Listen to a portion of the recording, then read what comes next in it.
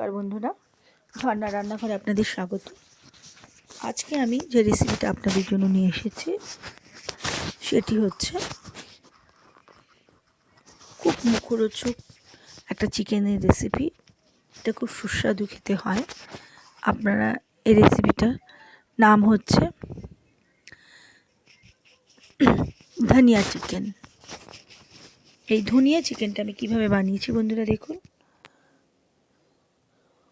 প্রথমে আমি এই ধনিয়া চিকেনটাকে মেখে রেখেছি, আর মেখে রেখেছি হচ্ছে এটা মেখে রেখেছি হচ্ছে এই যে এটা মেখে আমি এটা রেখে দিয়েছি। এটা কি দিয়ে মেখে রেখেছি আপনাদের পরে বলছি। এটা আমি 3 ঘন্টা ম্যারিনেশনে রেখে দিয়েছি। এবার আমি গ্যাসে একটা কড়াই বসিয়ে এটার মধ্যে আমি তেল দিয়ে দিলাম, আর এই ধনিয়া চিকেনটা আমি 3 ঘন্টা নর্মাল ফ্রিজে রেখে দিয়েছি মেখে। এবার আমি ধনিয়া চিকেনটা এই যে এটা আমি কী দিয়ে মেখে রেখেছি বন্ধুরা, 3 ঘন্টা পর বের করেছি। টক দই, ধনেপাতা, কাঁচা লঙ্কা একসাথে বাটা, গোলমরিচের গুঁড়ো, জিরের গুঁড়ো এখানে আমার 700 চিকেন রয়েছে। জিরের গুঁড়ো আমি 1/2 চামচ দিয়েছি, ধনের গুঁড়ো 1 চামচ, আদা বাটা, রসুন বাটা, আর দিয়েছি এটার মধ্যে অল্প একটু গোলমরিচ, একটা গোটা একটু বড় পরিমাণে লেবুর রস, আর একটুখানি অল্প খুব সামান্য নুন দিয়েছি এটাতে, খুব সামান্য। এটা দিয়ে আমি সুন্দর করে চিকেনটাকে মেখে রেখেছি। মেখে রেখে এটাকে আমি 3 ঘন্টা ম্যারিনেশনে রেখেছি।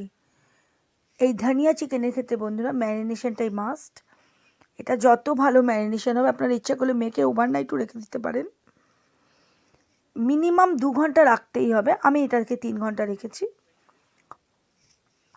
এই যে আমি এটা গোটা গরম মশলা ফোড়ন দিচ্ছি, এলাচ, দারচিনি, লবঙ্গ আর গোটা গোলমরিচ।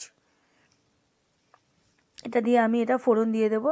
ফোড়নটা একটু ভাজা ভাজা গন্ধ বেরোলে এটার মধ্যে তেজপাতা দিয়ে দেবো।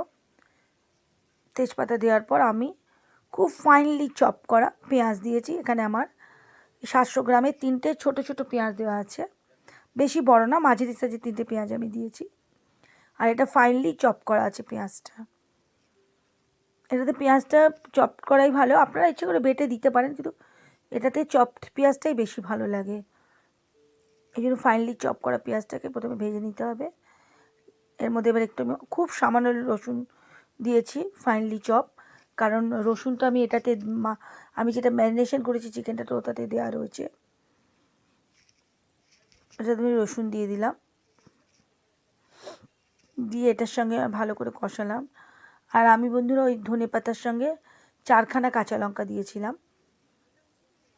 এটা এবার ভালো করে ভেজে নিলাম। রসুন আর পেঁয়াজটা খুব ভালো করে ভেজে নিতে হবে।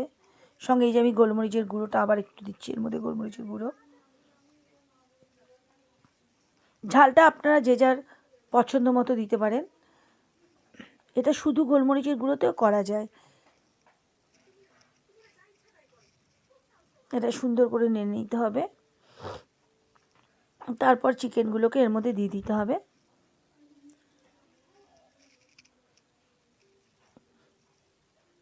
এটা যেহেতু দই দেওয়া রয়েছে এবং এটা বন্ধুরা এই ইসের সাথে আটকে গেছে আমার। এবার এটা দিয়ে আমি পুরো চিকেনটাকেই এর মধ্যে দিয়ে দিতে হবে। প্রথমে ওটা যে চিকেনের ভেতরে যে ইয়েটা ছিল ওইগুলো দেওয়া হচ্ছে, দিয়ে দিচ্ছি বন্ধুরা। হাত লাগাবো না ভেবেছি, কিন্তু হাতটা লাগাতেই হচ্ছে। হাত লাগিয়ে একটা একটা করে আমি সমস্ত কটা চিকেন এর মধ্যে দিয়ে দেবো।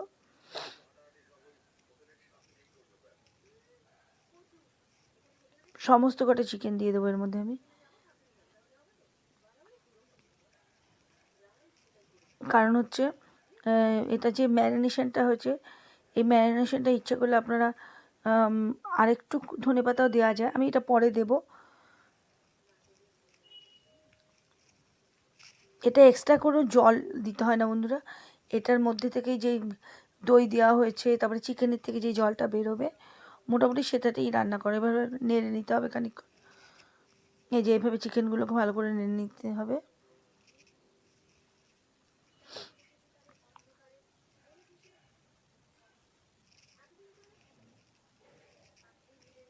এই রান্নাটা খুব টেস্টফুল একটা রেসিপি, খেতেও খুব ভালো লাগে। এই যে এবার একটুখানি এটা ঢেকে দিতে হবে,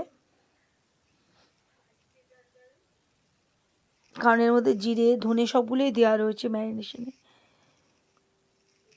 আর এই রান্নাটা এবার ঢেকে দিতে হবে, ঢেকে দিলেই খানিকক্ষণ পর, আর এটা রান্নাটা হবে লো টু মিডিয়াম। এটা ফুল ইসেতে করলে এটার, আর ফুল ফ্লেমে করলে এটা থেকে তলায় পুড়ে যেতে পারে, লেগে যেতে পারে।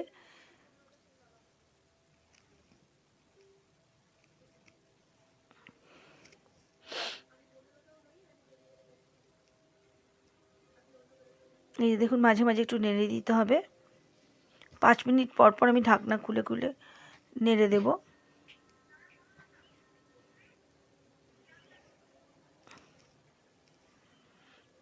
এটা একটুখানি জলটা হয়ে আসলে এটার মধ্যে আমাকে আবার একটুখানি ধনেপাতা দিতে হবে বাটা।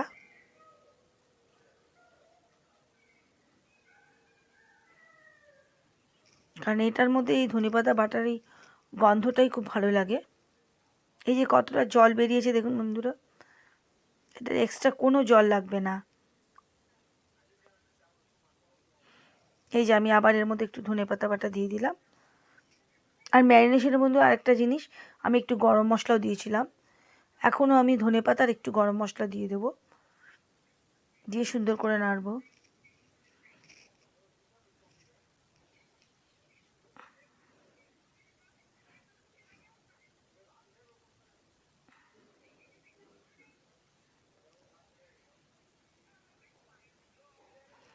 এই যে ভালো করে নাড়তে হবে রান্নাটা।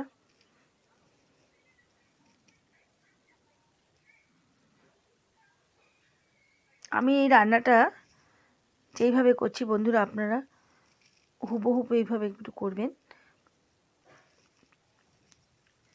আর এই রান্নাটা করার পর আপনাদের রান্নাটা খেয়ে কেমন লাগলো, এবার আমি একটু নুন দিয়ে দিলাম।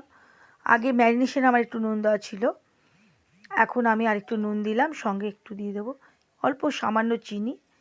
চিনি দিয়ে রান্নাটা ব্যালেন্স করলাম, অল্প খুব সামান্য চিনি দিলাম। আর আমার এই যেটা আমি বলছিলাম বন্ধুরা, এই রান্নাটা বাড়িতে অবশ্যই একবার করে খেয়ে দেখবেন বন্ধুরা। আর আমি যেইভাবে রেসিপিটা করলাম এই রান্নাটা, সেটা একবার বাড়িতে করে খেয়ে কেমন লাগলো বন্ধুরা, সেটা আমাকে কমেন্টের মাধ্যমে জানাবেন।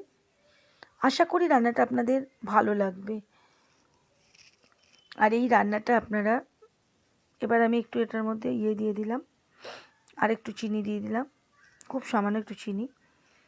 আর এই রান্নাটা আপনারা রুটি, হাতে গড়া যে রুটি, পরোটা, রুমাল রুটি, তন্দুর রুটি, এটা দিয়ে খেতে খুবই ভালো লাগবে।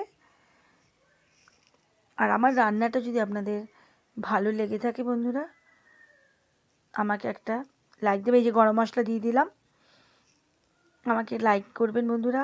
আর আমার এই রান্নাটা আপনার বন্ধুদের মধ্যে অনেক অনেক শেয়ার করবেন বন্ধুরা।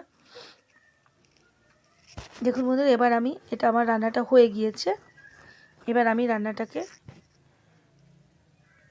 এই যে ভালো করে গরম মশলাটা এটা নেড়ে দিলাম, সুন্দর করে এটা নেড়ে দিলাম।